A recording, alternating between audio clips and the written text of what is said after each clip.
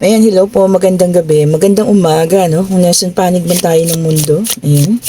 Ito naman ang ating reading for the day. Today is Thursday po, ha? Okay. You may or you may not resonate for this reading po. So, take only what resonates at itapon po yung hindi para sa inyo, ha? O, wag yun naman ako sisisihin. Sabihin nyo, hindi para sa inyo. Okay po?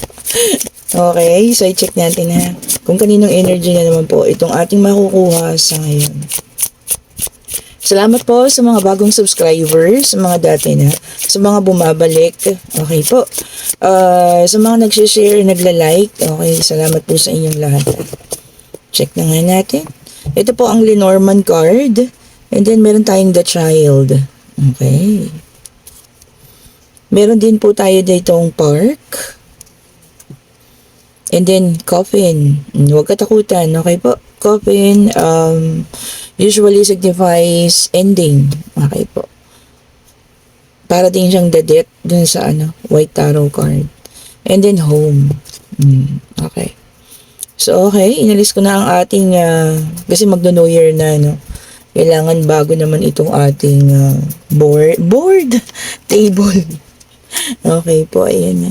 Kailangan medyo maganda-ganda ang ating table sa pagpasok ng taon. Ayan. Ayusin lang natin, ha. And then, kuha tayo ng combination for the White Tarot card. Okay. Ayan. Check natin. Okay, meron tayong the world. Ganda. Di pa lang sa una, nakita ko ng medyo maganda na. Hopefully, tuloy-tuloy na maganda, no? Salamat po pala sa mga nag-order kanina, no? Napa-JNT ko na po. Yung mga salt bath ninyo, ayan, nagre-ready na sila for New Year. Thank you so much po, ha. Ayan, sa mga may gusto po ng salt bath, medyo kaunti na lang, ayan. So, kung mag-order kayo po, mag-order na kayo ngayon, no? Kasi baka next year na po tayo ulit makakuha ng supplies. Napakahirap pong kumuha ng mga supplies ngayon, ha. Sa mga bracelet, meron na po tayo aventurine. Ayan. Kompleto naman lahat halos. Yun lang salt bath po. Medyo mahirap pong kumuha. So, ilang packs na lang yata yung natitira dito, no? Parang 6. Ayan. Tapos, mababawasan pa yun ng 2 dahil may order tayo na papunta yun ng Italy. Kay ma'am. Hello, ma'am. Ayan. Nanonood lagi yun si ma'am. Papadala dun sa kamag-anak niya. Ayan. And also, yung money coin po natin, ha, yung isang, yung 2 pack na tig-isang klase po, ay sold out na. So, 2 pack na lang yun nandito. So, kung gusto ng money coin po, ayan. Mag-message na kayo sa akin. Yung link po ay nandiyan mismo sa ating comment section. Lagi ko naman sinasabi. So, yan po. Tignan nyo na lang yung ating comment section dyan. I-click nyo lang yung link. Ako po ang naglagay niyan. At ako po yung mismo ninyong makakausap, ha. Okay. So, meron tayong the world para sa White Tarot card. Meron din tayo ditong 3 of Pentacles.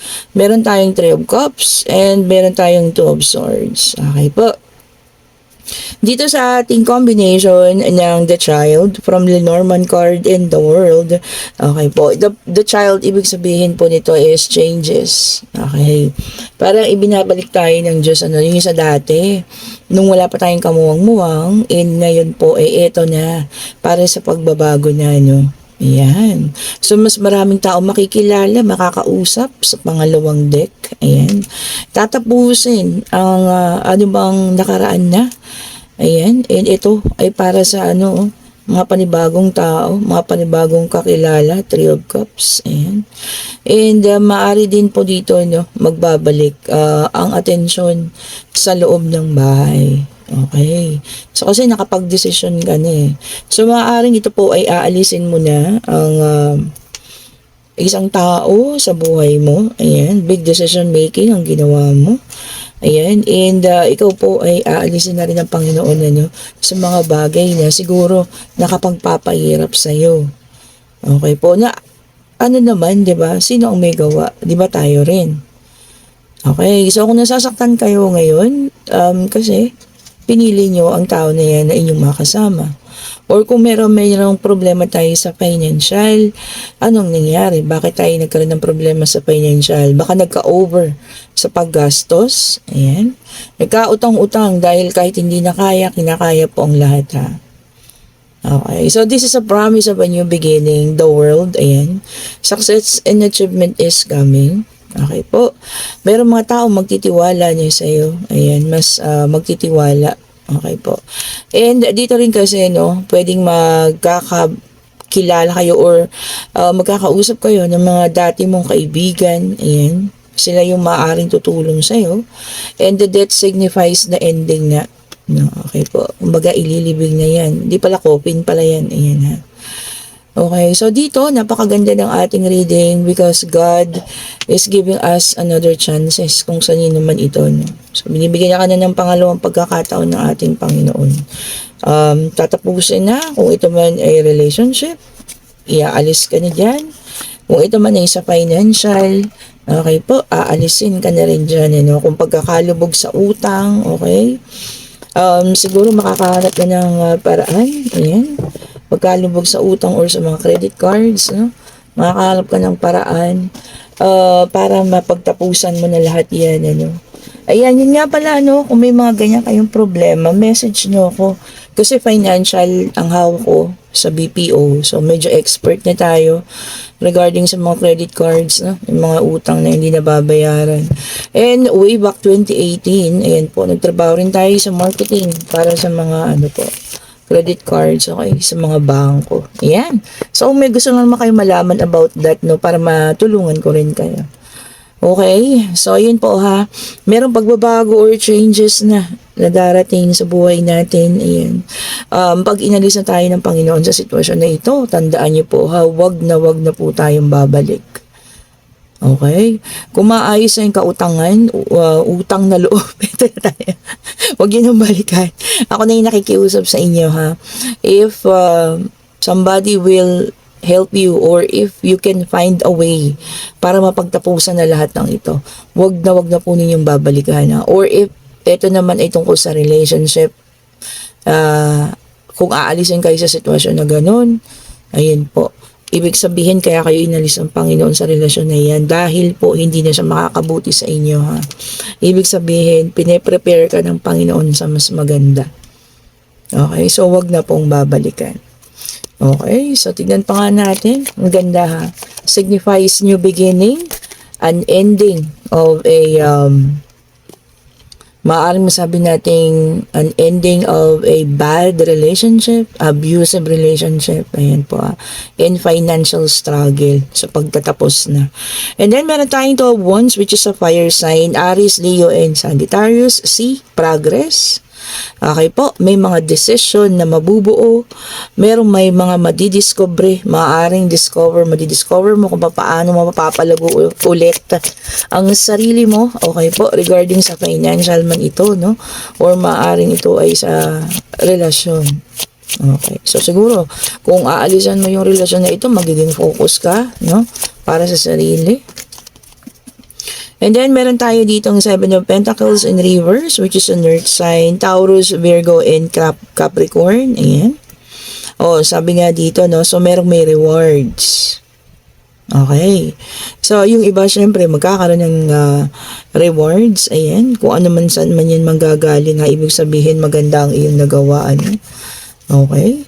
So, kung ano man ito, tanggapin ang buong palad, maliit o malaking reward, magpasalamat po, ha. And then, meron tayong 5 of Cups, which is a water sign. So, tagi-tagi sa Cancer, Scorpio, and Pisces. Acceptance. Nga naman, pagtanggap po, ha. Huwag nang i-deny sa sarili, no. Mahirap kasi yung i-deny mo pa, eh. Lalo na kung meron mga taong gustong tumulong sa'yo, no. Kung financial man ito, tapos i-deny mo pa, hindi, kayang-kaya ko to, wag po, ha. Especially kung meron na mga taong gustong tumulong po, bukas palad na gustong tumulong, tanggapin na po yung kanilang pagtulong, ha, para makaahon na. Eh kung ito naman ay tungkol sa iyong love life at gusto kanilang payuhan, i-analyze din naman po, ha, kung karapat-dapat nga naman yung mga kanilang ipinapayo, no? So, ayan, ha, magaganda. Ang ganda ng ating reading for today. This is a new beginning. Okay po. And then the Fool, which is an air sign. O ayan, tagi-tagisa, kompleto na. Fire, earth, water, and air. O, sabi rito, yung iba magkakaroon pa ng hesitation.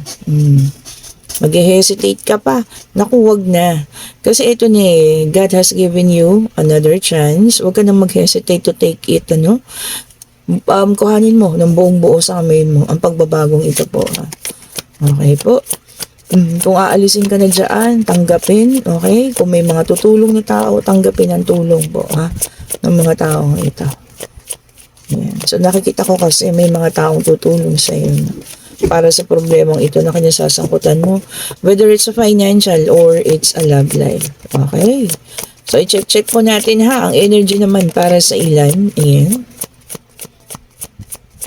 Okay po, so tumatanggap tayo ng private reading schedule ha. Sa lahat po ng gusto ng private reading, basta po mula umaga hanggang sabihin natin mga 9. Ayan, kasi 10:30 ang pasok natin.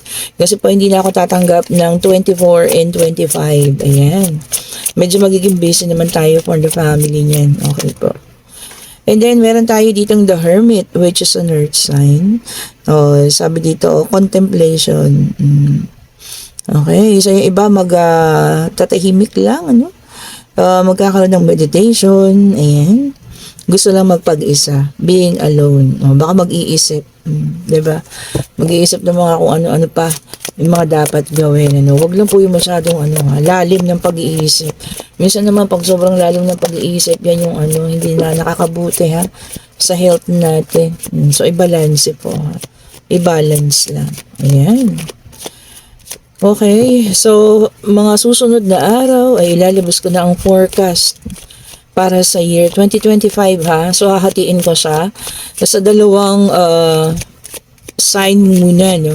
So siguro unahin natin ang water sign and ang earth sign. Okay po, sa isang video. Forecast for water sign and air sign or earth pala, sorry.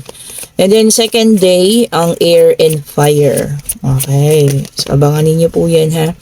And then, meron tayong the justice, which is an air sign. Okay. So, dito sabi niya, balance, clarity. Makikita mo na ang katotohanan.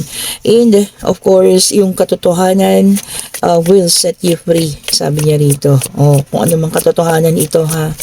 So, maaaring relationship, sabi ko nga financial, pangyayari sa bahay ninyo, kung ano mang katotohanan yan ha. Because the justice symbolize fairness.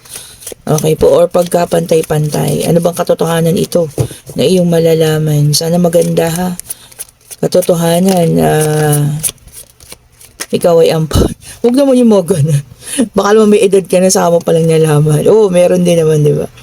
And then, meron tayong Two of Pentacles, which is an earth sign. Yung iba sa iyo, magkakailangan ng time management. Sabi niya, earth. This is the earth sign na para sa mga earth sign. Ano? And then, meron ding decision making and negotiation. So, meron iba makakapag-negotiate. Ano bang i-negotiate nyo dyan? Business. Ayan po. Proposal. Makakaroon. Ano? Ayan, and dalawa ito. Tignan natin. The Judgment, fire sign, okay, rebirth. Tama-tama, no, kagaya dun sa bata kanina. So, para kang ipapanganak muli, pagbabago, no. Sabi nga nila, when God touches the life, talagang magbabago at magbabago yung buhay mo. Di ba? Ang ganda nun, ha? And then, meron tayong Ten of Swords, which is an air sign. Painful endings. Okay po. Sabi din to, ruin. Okay, wounds. Sugat na malalim. Okay.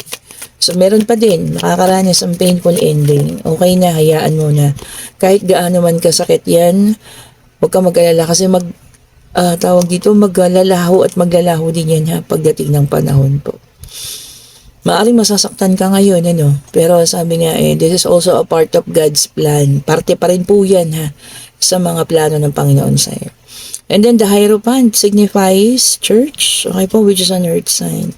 Sabi rito, yun nga, yung faith natin, mas palakasin. Ayan, ano't ano man yung pinagdadaanan sa ngayon. Yung faith po, ha. Okay po, yung pagmamahal sa Diyos. Sana, yan lang tayo kakapit. Okay. I-check pa nga natin. So, ang ganda dun sa una nating situational reading, aalisin ka na ng Panginoon sa sitwasyon na yan, kung ano man yung kinalalagyan mo sa ngayon. And then, meron tayong the lovers in reverse. O, self-love muna para sa ilan. Mas okay po yun, ha. Kung galing sa hindi magandang relationship, unahin ang sarili, no? Kung po pwedeng, sarili muna talaga. As in, walang iba, ha. Sarili lang. Ayan. Unahin lagi ang sarili.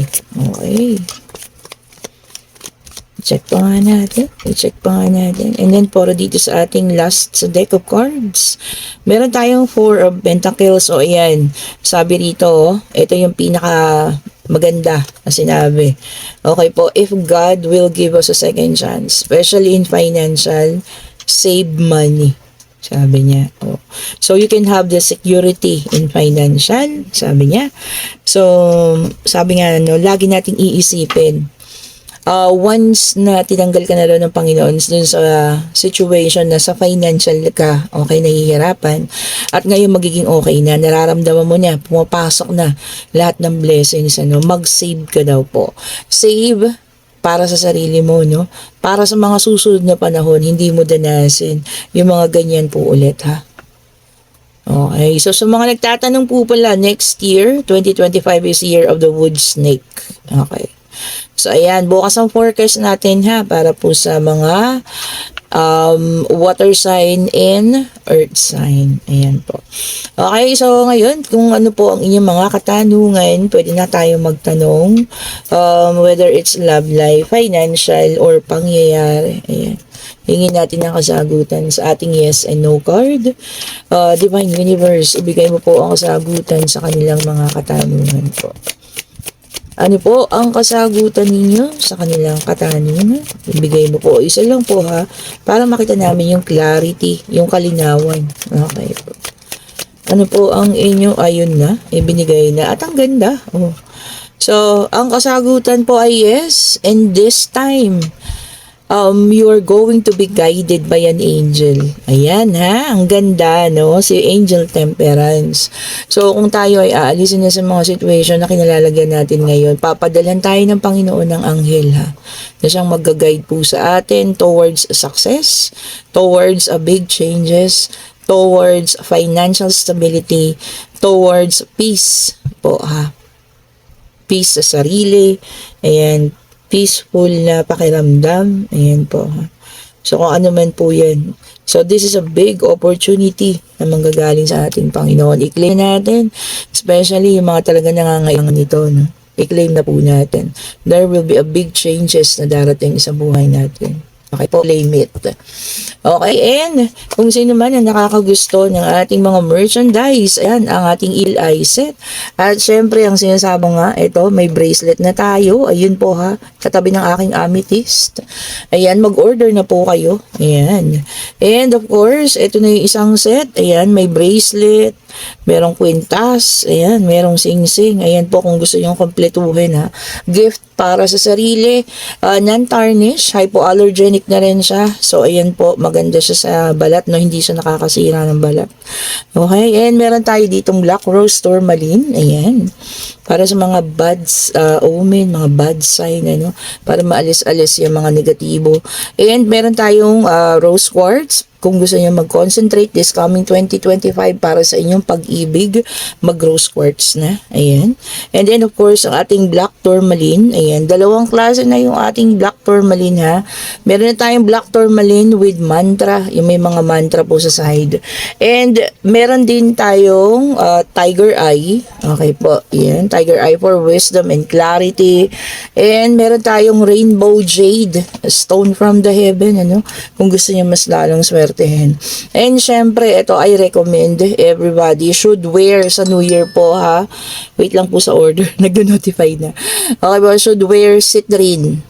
Okay. So, everybody, no, mag-citrine mantra pagpasok ng taon. Kasi when you welcome ninyo yung lahat ng kasaganahan, kaperahan, pag suot ninyo sa kaliwa, ang suot ng citrine, ha. Pag sinuot ninyo sa kaliwa, ayan, and then pagka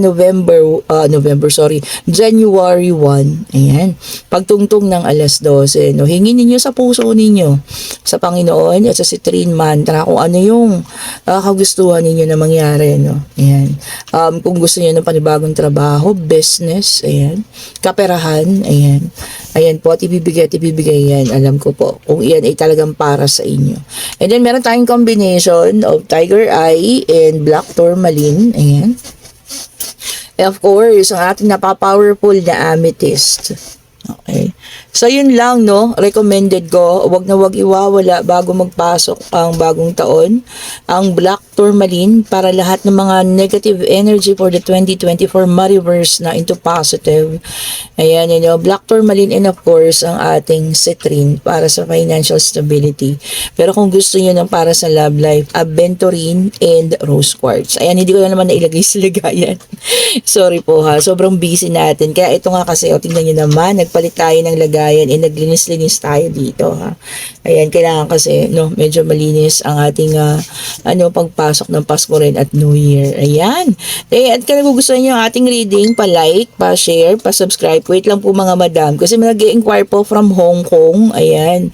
Ma-share ko lang. Ayan, nagpapahabol siya ng mga bracelet. Tsaka yung coin, lucky coin po. Kasi sobrang mahal daw po sa Hong Kong. Yung mga lucky coin, pampaswerte sa wallet and lucky money. Ayun po pala ha, yung lucky coin natin. Meron pa po.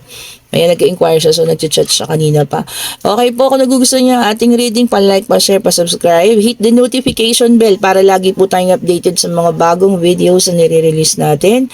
Pa-share din po. Thank you so much for watching po. And i-click niyo lang po yung link ha, sa mga may nais ng ating mga merchandise. Marami po tayong stocks ngayon, napakaraming Citrine.